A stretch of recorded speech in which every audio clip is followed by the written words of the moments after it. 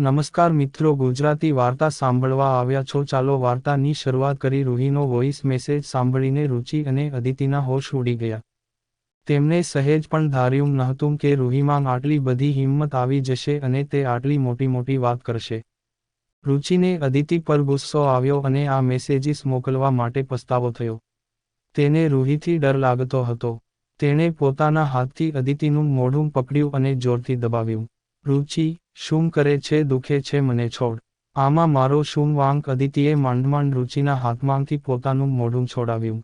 હા, તો ગુસ્સો તો એટલો આવે છે તારી ઉપર કે એક લાફો મારું પણ કંટ્રોલ કરું છું. આ તો એવું થયું કે આ બેલ મુજે માર. તે તો કહ્યું હતું મૂર્ખ અને ડરપોક સ્ત્રી છે. જો મારી વાત સાંભળ, રૂહીએ કહ્યું છે તેમ તેણે કર્યુંને તો તું ના પિયરની રહીશ કે ના સાસરીની, રસ્તે રઝળતી કરી દઈશ હું તને. રુચિએ અદિતિને ધમકાવી. અદિતિ તેની ધમકીથી ડરી ગઈ. તેણે તેને મનાવવાની કોશિશ કરી. રુચિ, મને થોડી ખબર હતી કે તેને ગંગામૈયાની એક ડૂબકી આટલી તાકાતવાળી અને બહાદુર બનાવી દેશે. હું તેને જેટલું ઓળખતી હતી તેમ તે એક ડરપોક સ્ત્રી હતી. આટલી બધી હિંમત તેનામાં કઈ રીતે આવી તે ખબર નહીં. અદિતિ પોતાનો બચાવ કરતા બોલી. હવે જે બાજી બગાડી છે તે તું જ સુધારીશ. રુચિએ બીજો પ્લાન બનાવતા કહ્યું. અને તે શું? અદિતિએ પૂછ્યું. તું તપાસ કરાવ કે રૂહી હરિદ્વારમાં ક્યાંક છે, કોના ત્યાં છે, કોના ટેકાથી તેને આટલી બધી હિંમત મળી. તે વ્યક્તિની પૂરી જન્મકુંડળી મને એક અઠવાડિયામાં જોઈએ. રુચિએ કહ્યું. તેની વાત સાંભળીને અદિતિ ટેન્શનમાં આવી ગઈ. રુદ્ર, મારા દીકરા કેમ છે? તું જો તો ખરા મારી સાથે કોણ આવ્યું છે તારા ઘરે આગલા 15 દિવસ રહેવા માટે? કાકા સાહેબ બોલ્યા. રુદ્ર કંઈ પણ બોલે તે પહેલા તેમની પાછળ ઊભેલા લોકો પર તેનું ધ્યાન ગયું. તે રુદ્રના ફોરેન ડેલિગેટ્સ હતા જે યુ.એસથી આવ્યા હતા. રુદ્રના ફોરેન ડેલિગેટ્સ મૂળ ભારતીય હતા. તેમના પૂર્વજો ભારતીય હતા પણ તેમનો જન્મ ત્યાં જ ફોરેનમાં થયો હતો. Mr and Mrs Patel, please come. Welcome sir and ma'am, રુદ્રએ તેમના સ્વાગતમાં કહ્યું. હરીશ પટેલ અને સરિતા પટેલ ઉર્ફે હેરી અને સેન્ડી, 40 વર્ષની આસપાસનું કપલ જે ભારતીય સંસ્કૃતિ અને રિવાજોના ફોલોઅર હતા. ફોરેનમાં રહેવાથી મોડર્ન તો હતા પણ પોતાના સંસ્કાર હજી યથાવત હતા. તેમની સાથે તેમનો મેનેજર વિલિયમ પણ હતો. રુદ્રના કપાળ પર પરસેવો હતો. આજે કાકા સાહેબે રુદ્રને બરાબર ફસાવ્યો હતો. કાકા સાહેબ તેમની સાથે શું કરી રહ્યા હતા તે સમજવામાં રુદ્ર અસમર્થ હતો. હેરી સર, તમે તો આવતીકાલે સવારે આવવાના હતા. રુદ્રએ આશ્ચર્ય સાથે પૂછ્યું. રુદ્ર, મેં તારા મેનેજરને કીધું હતું કે હું 1 ડે પ્રાયર આવીશ. મે બી યુ ફોરગોટ, બટ યોર કાકા સાહેબ ઇઝ સો સ્વીટ. તે તેમના પૂરા પરિવાર સાથે મને વેલકમ કરવા આવ્યા. હેરીએ કહ્યું. રુદ્ર સમજી ગયો કે મેનેજર કાકા સાહેબના પૈસાથી ખરીદાઈ ગયો હતો. તે માહિતી તેણે કાકા સાહેબને આપી દીધી. કોંગ્રેચ્યુલેશન રુદ્ર, તારા કાકા સાહેબે કહ્યું કે તારા નવા લગ્ન થયા છે. અમે તો એરપોર્ટ પરથી હોટેલ જતા હતા પણ તેમણે અમને આગ્રહ કર્યો અહીં તારા ઘરે રોકાવા માટે. મેં કીધું હેરીને કે તેના નવા લગ્ન થયા છે તો તેને પ્રાઇવસી જોઈએ. બટ કાકા સાહેબ અમને અહીં લઈ આવ્યા. સેન્ડી બોલી. તેની બોલીમાં યુ.એસના ઉચ્ચારણ સ્પષ્ટ ઝલકતા હતા. અરે, હોય કાંઈ, તમે અહીં અમારા ઘરે આવ્યા તે ખૂબ જ મોટી વાત છે અમારા માટે. પ્રાઇવસીની ચિંતા ના કરો, અમારું ઘર ખૂબ જ મોટું છે. અભિષેક પરિસ્થિતિ સંભાળતા બોલ્યો. ઓહ, સો સ્વીટ ઓફ યુ. તમારું ઘર ખૂબ જ સુંદર અને મોટું છે. હેરી ઉર્ફે હરીશ પટેલ બોલ્યા. Yes, Harry is right. તે તમારી વાઇફ છે Rudra, she is so pretty.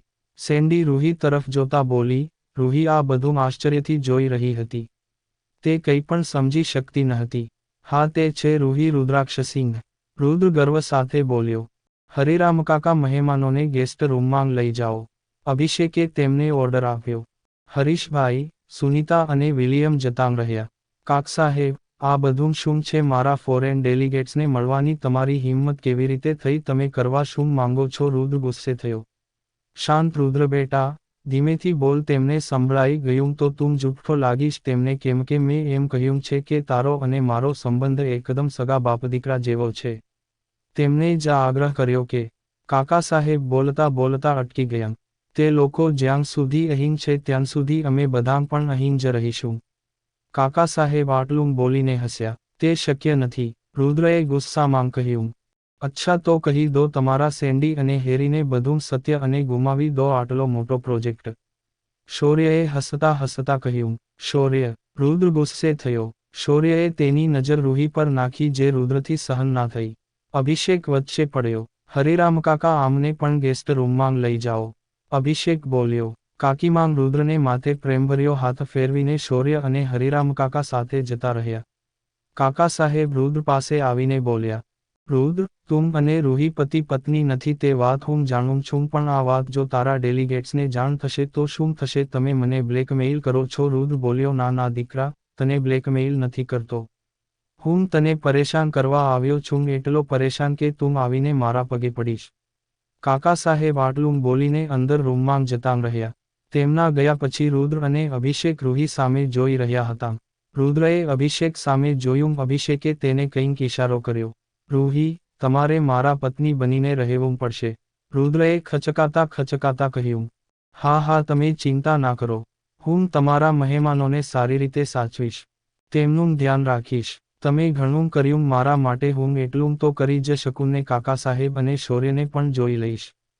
રૂહીએ પૂરા વિશ્વાસ સાથે કહ્યું. રુદ્રએ લાચારીથી અભિષેક સામે જોયું. અભિષેક સમજી ગયો. તેણે માથું હકારમાં હલાવ્યું. તે રૂહી પાસે આવ્યો. એમ નહીં રૂહી, રુદ્રના કહેવાનો મતલબ તમે સમજ્યા નહીં. અભિષેક બોલ્યો. શું અભિષેક રૂહીએ પૂછ્યું. એ જ કે તમારે રુદ્રના પત્ની તરીકે વતવું પડશે બધાની સામે એક નવવિવાહિત યુગલની જેમ તમારે રુદ્રના બેડરૂમમાં થોડા દિવસ રહેવું પડશે. તમારે બધાની સામે એકબીજાના પ્રેમમાં હોય તેમ જતાવવું પામશે. અભિષેક થોડી નારાજગી સાથે બોલ્યો. અભિષેકની વાતે રૂહીને આંચકો આપ્યો. આ વાત તેના માટે ખૂબ જ આઘાતજનક હતી. આરુહે સાંજ પડતા જ રુદ્ર અંકલના ફોનની રાહ જોવાની શરૂ કરી દીધી. સાંજના 7 વાગ્યે અહીં ડિનર કરી લેવાનો નિયમ હતો તે ફોન તેના લોકરમાં મૂકીને ડિનર કરવા ગયો. અહીં ડિનર માટે એક વિશાળ હોલ હતો જેમાં ટેબલ ખુરશી લાઇનસર ગોઠવેલા હતા. ટેબલ પર થાળી વાટકી ચમચી અને ગ્લાસ હતો. અહીં રોજ સાંજે સાત્વિક જમવાનું પીરસવામાં આવતું. જમવાનું એકઠું મૂકવાનું મનાઈ હતું. આરુહને રોજ મમ્મીના હાથનું ટેસ્ટી જમવાની આદત હતી. તે માંડમાંડા સાદું જમવાનું ખતમ કરી શક્યો. તે જમીને રૂમમાં આવ્યો ત્યાં સુધી તેનો રૂમ પાર્ટનર ત્યાં આવી ગયો હતો. તે તેનાથી 1 વર્ષ મોટો હતો. તે પણ મુંબઈનો જ હતો. તે ખૂબ જ સરળ સ્વભાવનો છોકરો હતો. આરુહને પહેલા જ દિવસે તેની સાથે સેટ થઈ ગયું.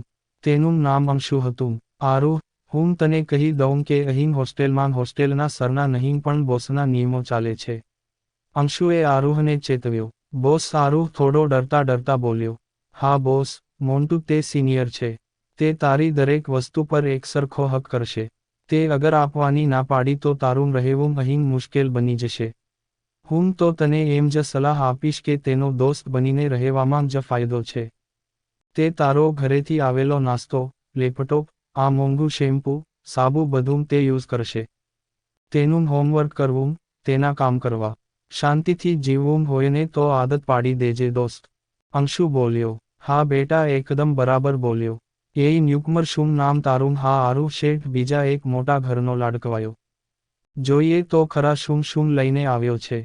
તારી મમ્મીએ બનાવેલો નાસ્તો ક્યાં છે. લાવ ચલ આપી દે. મોન્ટુ અંદર આવતા બોલ્યો. આરુહને એક પછી એક જીવનમાં કઠણાઈનો સામનો કરવો પડી રહ્યો હતો. જે મોન્ટુએ પૂરી હોસ્ટેલના છોકરાઓને પોતાના દાબમાં રાખ્યા છે શું તે આરુહને મદદ કરશે તેવું તો શું છે કે મોન્ટુ પૂરી હોસ્ટેલના છોકરાઓને પોતાના દાબમાં રાખે શું રૂહી રુદ્રની વાત માનશે કે કોઈ બીજો રસ્તો કાઢશે. જાણવા વાંચતા રહો. આવી જ સ્ટોરી સાંભળવા માટે ચેનલને સબસ્ક્રાઇબ અને વિડીયોને લાઇક કરજો મિત્રો ધન્યવાદ.